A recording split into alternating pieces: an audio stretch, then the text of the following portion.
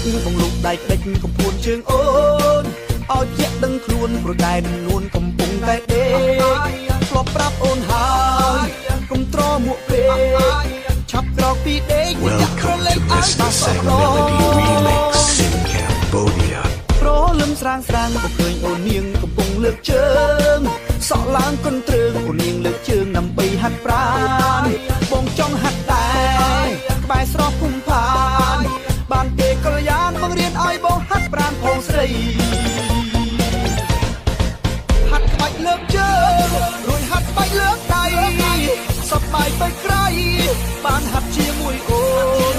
ហាត់ព្រឹកហាត់ល្ងាចមួយថ្ងៃ Welcome to Mr. Sang Melody Remix in Cambodia. ដើម្បីសុខភាព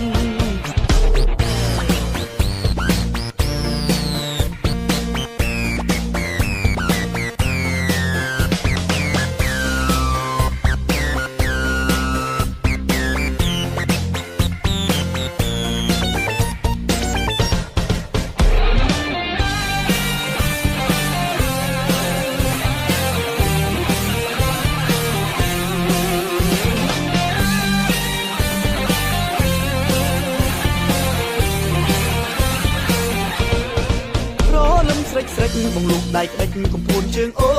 នឲ្យជាក់ដឹងខ្លួនប្រកែនឹងនួនកំពុងតែដេកធ្លាប់ប្រាប់អូនហើយកុំត្រមួកពេកឆាប់ក្រោកពីដេកទៅចាក់ក្រឡេកឲ្យបាសម្ដងប្រលឹមស្រាងស្រាងក៏ឃើញអូននាងកំពុងលើកជើងសក់ឡើងកន្ទ្រើងអូននាងលើកជើងដើម្បីហាត់ប្រាណបងចង់ហាត់ដែរក្បែរស្រស់ភូមិផានបានទេកល្យានបង្រៀនឲ្យបងហាត់ប្រាណផងស្រីហាត់ក្បាច់លើកជើងរួចហាត់ក្បាច់លើកដៃសប្បាយទៅក្រៃបានហាត់ជាមួយអូនហាត់ព្រឹកហាត់ល្ងាចមួយថ្ងៃពីរដងសប្បាយកន្លងមួយថ្ងៃពីរដងដើម្បីសុខភាពហាត់ក្បាច់លើកជើង